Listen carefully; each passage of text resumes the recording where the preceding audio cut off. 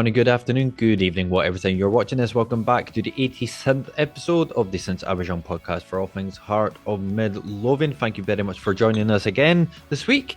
We've got a packed episode to bring you, so we do have a lot to talk about. Obviously, everybody was delighted that Scottish football was back just at the weekend there past with our trip to Perth against St.Johnstone. So both myself and Alan will do a wee review on that as we won away from home opening day of the season. Glorious scenes you like to see. Obviously, we will throw in there was it about the team itself, the additions of some new signings as well since this week we've been away as well, and obviously we will dive into the qualifying round of the Conference League as well, where we will face Rosenburg away. I think it's away, Alan, right? Up to date research as always. Yes, so the Rosenburg away, and we will also talk about our potential opponents for the final qualifying round if we do progress, and also we will throw in a wee review for the first home game for Hearts this season, where we will face Kilmarnock on the Sunday. So we do hope you enjoy it as always, and as always guys, if you want to get in contact with us, please do.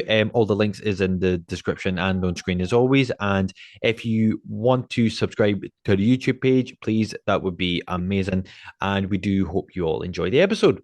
So Alan, as such, it was a bit of a strange weekend as well. Well, like I say, strange. Was it Hearts won and Heads got beat, so like it's not that strange. So obviously, as I said, we were away to St Johnstone. We can go through the starting lineup as such, in no particular order. Obviously we had the Clark in goal, and we had an outfield 10 of Kent, the Kingsley, Haring, Neuenhoff, Shankland, Oda, Atkinson, Devlin, Rolls, and Forrest as well. So what were your first impressions of the starting lineup? Kind of what you expected, or would you have had like was it like a different, was it starting like 11? I think it was the right 11 to go with, considering the options available. Tagawa was on the bench, as was Alex Lowry, who we signed on loan just the day before the game. Announced on the Friday evening, and he was on the bench on the Saturday, so that was quite good. But yeah, it was probably the 11 I would have expected. Barry Mackay back in training, supposedly, but not obviously anywhere near playing because he's missed the entirety of pre-season. So it made sense for Alan Forrest to be on the left. I saw a lot of people unhappy with his selection, but that's a conversation that I'll have at some point. But for me, it was a reasonable 11, and I mean, we always kind of struggle when we go to Perth. It was always going to be a tricky afternoon, and the conditions didn't help either because it was horrific. But I felt like when I saw that starting 11, I thought, do you know what? There's enough in that team to trouble them, because, as we said before, St Johnstone haven't had the best start to the season with their early exit of the Viaplay Cup. So it was kind of, if we turned up and played how we could have played, we were capable of winning with that 11. Mm-hmm. And just as you was mentioned them there, because there was an obviously like not a split like outlook, but obviously as you actually mentioned, we signed Alex Lowry on loan from Rangers, with an option for them to recall him back in the January. Now, I think the main sort of theme was fantastic signing, unless we have the option to buy at the end. Like, was it all of his loan move? Other than that, folk wouldn't actually be interested. I didn't kind of have that like sort of issue. Like, I mean, I think it's quite as simple as, if he's there to help the the team, even if it is for 6 months, I'm not particularly bothered, like if he like if we develop him. Like, what I mean? Because like, was it like, I mean, for like example, was it if he scores like the winning goal, um, like against Hibs for like example, is anybody going to care like if we make him a slightly better player when he goes back to Rangers? No. No, I mean, I was when I saw his name a few days ago. There was an article about him being made Mm-hmm. available for loan by Rangers. There was some interest from clubs in England apparently.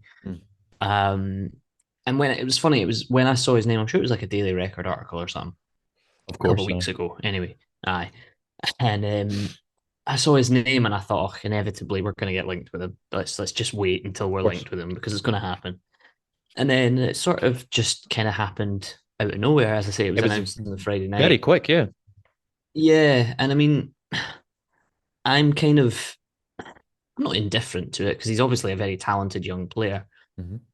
But I think I kind of stand on that point of we shouldn't have to be loaning players from Rangers, but at the same time, he's a good option. And he spoke very highly of Stephen Naismith, Frankie McAvoy, and how it all kind of happened really quickly. And he's spoken very highly at Tynecastle. As he said he enjoyed playing at Tynecastle when he was with Rangers. So it's nice to have another creative option. And obviously, his impact on the game on Saturday was without question. He was one of the Mm-hmm. reasons we ended up winning the game. So yeah, no, I'm kind of I was indifferent when I heard about it, but having watched him play on the Saturday and seen what he did, it's a good move for all parties. And he's a young guy that'll enjoy playing, so that's a bonus. But for me, the not so much a concern is what does it mean for George Grant? What does it mean for Alan Forrest? But then also, what does it mean for our younger players? Connor Smith plays a similar position. Finlay Pollock plays a similar position, and they're ours. I'm not saying they're on the same level as Alex Lowry because I don't think they are. But I just there's that part of me that's like I'd rather see them be developed than somebody else's player be developed. But again, as I say, he was fantastic on Saturday. So as you say, if he's going to create things and score goals, then I'll be all for it. But Mm-hmm. yeah, a little bit inconvinced at the moment. I understand you, sir. Like I do. I mean, as you mentioned there as well, was it about the Tagawa also featured in the second half as well, with Kevin. Sorry, with the Kenneth Vargas. I believe is in is in the country at the moment. I did see a post again floating about of his Snapchat or something, like with him, like was it at the courtyard with Marriott. So I'm gonna naturally assume, so hopefully there will be an announcement not too long. So as we got into the first half, your typical Hearts performance, the three S's, I think it is: slow, sloppy, and shite. There was just nothing there. It was just very just like, I mean, once the halftime actually came, you know, like, I'll be honest, my immediate sort of thoughts were, yeah, we're back. We're certainly back. So that, I mean, like, in a nutshell, that was pretty much my whole thoughts on on the first half. So if you have anything like a bit more in depth, please fire away, Alan. Yeah, I think you're pretty right. To be fair, it wasn't all that exciting at all, to be honest. But I think there's an element of like a lot of people were obviously saying that we should be winning this game comfortably. We should be doing the way that St. Johnstone have played. We should be blowing them away. But I think St. Johnstone were always going to set up in the way that they did, Mm. kind of camping in and defending and sort of crowding out areas and basically say to us, well, you've come here to try and get something, so we're going to try and stop you from doing that. Aye. And yeah, like I said it when I said about the starting 11. I thought Alan Forrest was a really bright spark. in the first half, or as bright a spark as the first half had. Um, Without being spectacular, he was trying some things, but it just didn't quite come off. Um, but yeah, it was St. Johnstone had the best chance of the first half, and that was that Liam Gordon header. It was a header or a shot that he just skewed it wide from the cross ball that came in. When I saw the cross coming in, I got instant dread of Hearts once again failing to defend a cross. But thankfully, he made an absolute mess of it. Because I think if St. Johnstone had gone 1-0 up, it would have been a totally different game.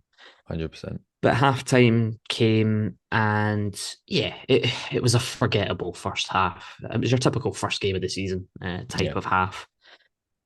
Second half, though, came out at half time, and the game just opened up a bit. I don't know what it was, and then the changes that we made, and I said it many, many times, the subs won us that game.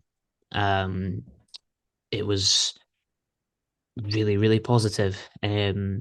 I'll sort of highlight a couple of players before we kind of move on to the next thing. I thought because Callum Neuenhoff started, and he seemed to be starting a little bit further forward as like a number 10 Mm. behind Shankland, who was kind of floating around everywhere in the first half, just trying to get involved. Um, I liked some of the touches from Neuenhoff, but I think I'm not saying there's an issue because he's literally just in the country and it's only the first time he's ever left Australia to play anywhere. The physical nature seems to be something that he's going to have to adapt to and quickly. Ryan McGowan was bossing him in the first half, which is funny to say. Like Ryan McGowan, midfield extraordinaire. He was putting the foot in on everyone. He was having battles with our entire midfield, which is quite funny seeing Callum Neuenhoff and Cammy Devlin having a wee nibble at McGowan. It was all out Aussie warfare. But yeah, I liked what I saw from Neuenhoff, but certainly of the newer players, he was probably the one that I would say was a little bit underwhelming. But Mm. again, you got to give these players time to do it and time to settle in. But yeah, we made some changes. Frankie, Stevie, Gordon, whoever did it, they made the changes. Um, Oda got more involved in the game. Barely saw him in the first half. Natty Atkinson was fantastic in the second half.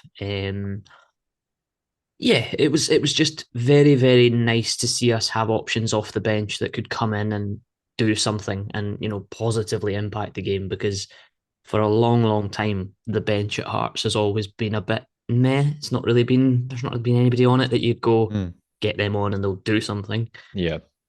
aside from maybe Humphreys when he was on it. But yeah, it was nice to see us just saying, right, okay, this game is there to win. St. Johnstone didn't really create anything aside from that Liam Gordon cross. So it was almost up to us to try and do something to get the win, and obviously we managed to do it. Yeah, no, exactly. I mean, just to highlight that, like, was it some like, was it players like yourself as well? Yeah, like absolutely, like, both what was it, Lowry and what was it, Tagawa, when they came on, like they just changed the tempo was of the game as well. So they like essentially like some like well they got us was over the line as well. Kent as well. I think he's proving the reason why we brought him in. Again, like a stat I found as well throughout that game, through the 6 aerial duels that he had, he won all 6. So I guess that kind of starts to like kind of cement his role, like sort of in that was it a centre back role. Again, like was as we talked about last week as well. It'll be interesting once Halkett comes back, if we want to have like sort of two players that are kind of the same the mold to have in that back line, or have somebody like a Rose or a Civic, which they're like a bit kind of less on the like was it on the physical nature, but they can still like sort of was it driving that ball up the park as well, Mhm. and of course we've got to mention the Japanese sensation picking up where we left off at the end of last year, and that is Yutaro Oda. Again, like I'm going for the first goal. I cannot for the life of me who took the corner kick, but it was a heap of fish. But was it? Aye. Was it? Was it? Glad it was because it wouldn't have like led to the situation that it did. Again, the ball just like kind of lofted in, like he took it down like really well considering like he had two like St.Johnstone defenders like around him and just like slots it like in to the bottom was the corner, and it's Yeah. just to kind of solidify as well as that there's certainly a player in there, Alan. Um, Yes, there is. so Yes, what there is your is. exactly sir? So what is your like assessment? Is he obviously like he's not going to be the exact same player as was Janelli, but do you think he has the capabilities of to like kind of progress himself to kind of fit that was a mold and then to possibly go on to score like 10 or 15 goals this year? It would be nice. It would be nice. I mean, Oh yeah, certainly. they said on Sports Scene that Barry Mackay was one of the sort of players that we've kind of relied on for assists over the last few Mm, seasons, which I didn't strictly agree with. But Barry's numbers have always been decent, despite his performances not being particularly great. mm, But yeah, Oda just looks. There's a player there. There really is, and I think the goal shows exactly what Naismith wants him to do. He said it at the end of last season. He says, I'm telling him to just shoot earlier. Just mm, shoot earlier. Have your chance and just take it. And he did that. Like it was the ball was lofted back in by Atkinson and Kent wins the sort of knockdown, but Tagawa was in there as well. The two of them were kind of I was trying to struggle to see who actually won the knockdown, but it was Kent that headed it down. And yeah, the first touch is very, very good. And obviously the second touch is better because it's a goal. But yeah, I think Oda on the right this season could be very, very promising. And I said it a few weeks ago on Twitter and maybe on this as well about Oda and Atkinson on the right hand side could be key for us this season in the way that Naismith wants to play, McAvoy wants to play. So yeah, it was nice to see them having a good start to the season. And yeah, just a very, very good goal. I think the thing with the changes as well, like when the subs all came on, you had Alex Lowry, you had Tagawa. They were the two main ones that came on and turned it. And it was just nice to see the fluid kind of nature of that because Tagawa came on initially and played up front. Shankland dropped into the sort of number 10. Tagawa very nearly scored with that combination. Shankland had the wee flick on and Tagawa was one on one with the goalkeeper. But I think, maybe he'd been listening to Naismith saying, shoot early. And he maybe shot a little bit too early. Good save from their goalkeeper, to be yeah. fair. But yeah, it was just very, very nice. And Alex Lowry looks like a player that, and I'm sure he said it in his own words, he always likes to look forward, always tries to Which you create did, yeah. something and make things happen. Well, I did, I. But yeah, like it's back to sort of Oda and that kind of thing. I thought he was fantastic. Towards the end of last season, we were sort of saying, this guy is there's something in there. Would he?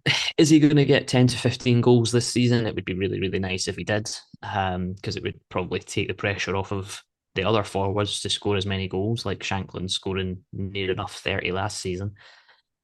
If Oda gets 10, 15, if you're looking at Tagawa, Vargas potentially coming in, Barry Mackay will come back in at some point, Alex Lowry, we look a lot more covered further up the Mm, pitch than we did a few weeks ago, which is nice. Um, yeah, Tagawa, I'll just talk about him while I'm still on the subject of Japanese yeah. players that excite me and impress me quite a lot. He came on with half an hour to go, and as soon as he came on, I think one of the first things that he did was close down their goalkeeper who was trying to take a goal kick. this guy, like, again, I've spoken to people a lot about the whole like waiting for the right players to come in, the quantity or the quality over quantity, that sort of thing. This guy looks like a perfect example of that. And Mm. I think he is, from his build and from his work and every, I know it's only half an hour of football. Like, we No, can't get but carried away about him, but first impressions are that this guy, and I said it online, I think he's tailor made for Scottish football. I think he's physical enough to handle himself. He's quick enough. He's intelligent as well. Some of his runs were fantastic in that second half. And yeah, it's just nice to see that. Again, if it takes the pressure off of Shankland, don't get me wrong, I'd be delighted if Shankland banged in another 30 goals this season, but 100%, it's it's happening. it's nice to think he might not have to. I understand, yeah, I understand, yeah. No, no, like I do 100% agree. Obviously, like was it as you said as well, like it just being for half an hour. I mean, the only kind of thought that kind of sprang to at your mind was there is a player in there that's waiting to be unleashed. And as you mentioned as well, like like it was nice to like with FC that fluidity, like like about the forward line as well. Also, just to add as well, to see both was it Benny and the boys back as well. Like, I mean, that Yeah. also adds to being more kind of well covered as well, like further up the pitch, and Mm-hmm. to see like we all know that strikers are selfish bastards, but for boys to kind of just pick Franklin out when it was lofted over by was a Lowry as well, and then to just like to just easily just just to slot it in from Shankland as well. It just shows what like again it being only from 90 minutes granted, but it shows the potential of what an attacking threat we can be from was all the players we just was mentioned as well. Yeah, yeah, definitely. And I think, like you said about Boyce coming back, it's amazing. Benny coming back after what feels like forever being out Fucking injured. 10 year eye. Yeah, it's nice to see them, but I think as well, and I could probably group Halkett into it as well. The positive for me, and the most positive thing for me, is that we don't have to rush them back, if that No, makes sense. yeah, get you, Like, man. Halkett is obviously on the road to coming back, but Kent is looking good in the meantime. So we don't need to chuck Halkett back in as soon as he's fit again. Mm. And in the same way, it gives us the option with Benny and Boyce to sort of drip them into games like they got the last, what was it, 15, 20 minutes against Yeah, St.Johnstone, whatever it was. That's good to be able to say, right, you get a little bit more, a little bit more, and then eventually you can compete for a starting place. But yeah, when Boyce came on, it was just really, really nice to see him, you know. yeah, no, I get you. I remember when he got injured and we were saying, people will realize how good a player Boyce is when we don't have him. And certainly seeing him coming back and the link up with Shankland, and just it was just really, really nice. Even the link up with Alex Lowry, who he only met the morning of the game. I think that's the Literally. other encouraging thing to point out as well. Yeah, the forward line, obviously we've not announced Vargas yet, but it's as good as done. Um, Pending some ridiculousness. The forward line, as I say, is looking a lot more complete than it was just a few weeks ago, and that is very encouraging. But yeah, St Johnston were not particularly great, to be honest. Their one standout player that I felt deserves a mention was the goalkeeper, Dmitry Mitov, played for Cambridge. Uh, I think it was last year, the year before. Anyway, he was in goal for Cambridge when they beat Newcastle in the FA Cup. Mm. That's how I remembered. I looked at the name and I was like, I know that name from somewhere. But he was fantastic for St Johnston. If it wasn't for him, we probably could have scored another two or three more, and it would have been a lot more comfortable an afternoon. So yeah, it was a very nice way eventually to start the season. Could not agree more, my man. Could not agree more. Which then puts us in a, I mean, I would say like it puts us, what was it, like in a better position for the game this was a Thursday as well, but obviously like it's going to be a totally was a different animal as well. So the third round, the third was a qualifying round of the Conference League. The first leg being played away to Rosenburg. Um, Obviously, I've heard all of them, but like I don't know a lot, like like about them. If I'm right in saying they do tend to feature in like either the Europa or like more recently the Conference League, so that kind of already shows that they're a good side.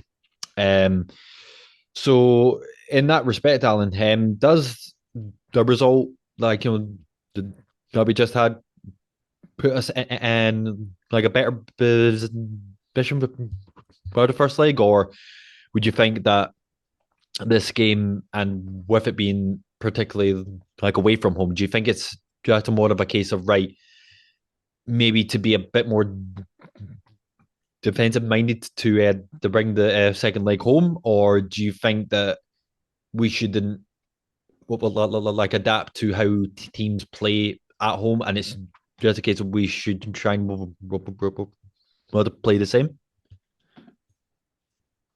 Think we should be trying just to play how we want to play. And I think we've seen certainly at the tail end of last season that Naismith is not afraid to do that. No, Obviously, in Europe, it won't be Naismith; it'll be McAvoy. So let's absolutely, yeah, keep that quiet. of course. But yeah, I think I like the fact that we seem to just be playing the same sort of way, regardless of where we are, be it home or away. Rosenburg are a good side. I don't think they should be taken lightly in the same way as I said Zurich were a good side last year, and Of that course. proved to be the case. Despite kind of we sort of were our own undoing against Zurich, Jorge, yeah. which didn't help. Aye. um, but yeah, I think it'll be very very interesting to see how he sets up the team. Whether we'll see starts for Lowry, maybe starts for Tagawa, maybe I don't know if I mean I would hope that they're probably going to announce Vargas between now and Thursday. Mhm.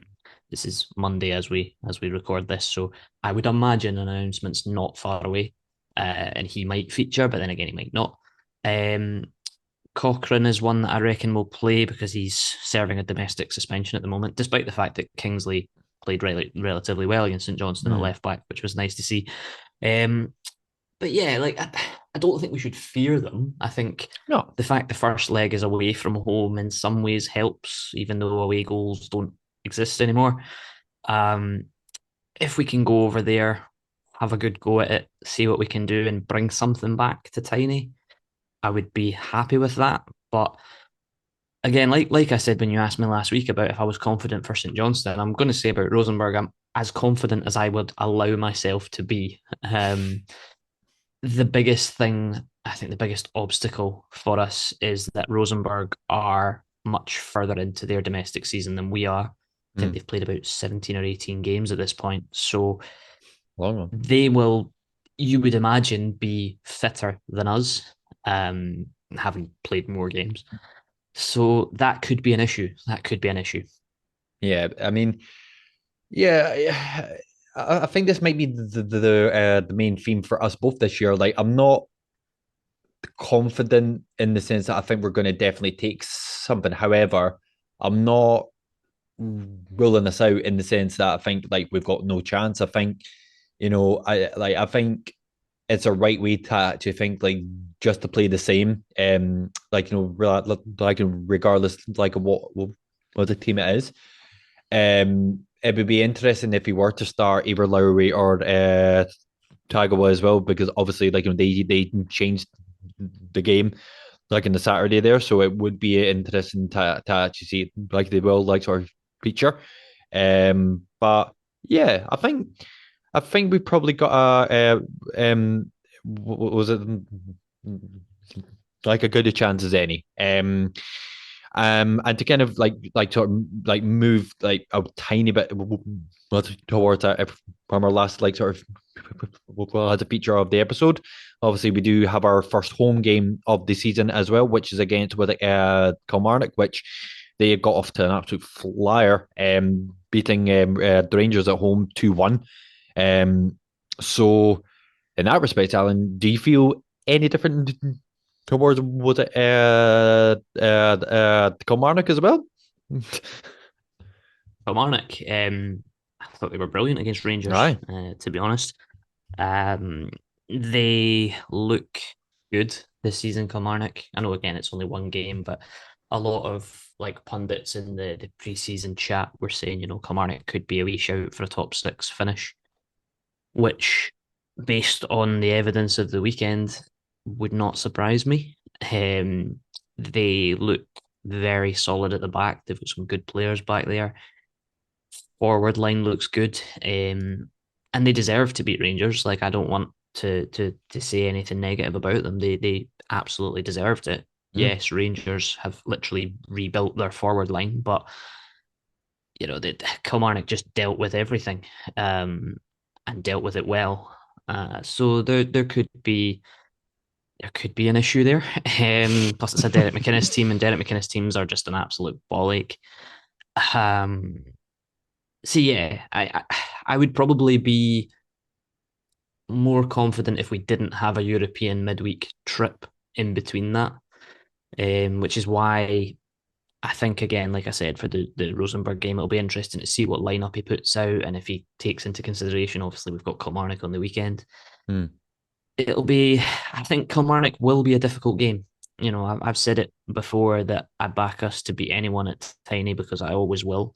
Of course. Um, because of the fans, the atmosphere, the nazy ball that we've seen with the last few games at Tiny. It's going to be a tough one though. Mm. But again, the optimist in me is looking at that first game against St.Johnstone, and the fact the management team made the changes that got us the win. The players that we've got in the group right now, it's positive. Obviously, we haven't even touched on the fact that Aberdeen dropped points, as did Hibs, hysterically. Which is nice to get a wee jump on both of those for the start of the season, albeit just one game. Yeah. But yeah, Kilmarnock will be difficult. I was very impressed with them.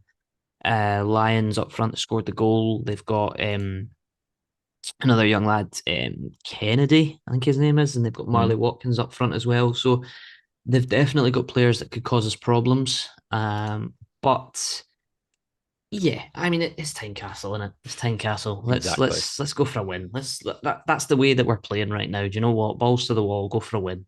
Good lad, Alan. Love to hear it, sir. Well, in that sense, would you like to give a specific prediction for both the Rosenburg and the Killy game, please, sir?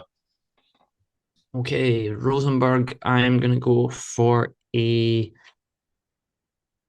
draw. I'm gonna go for a 1-1 draw, Interesting. away from home.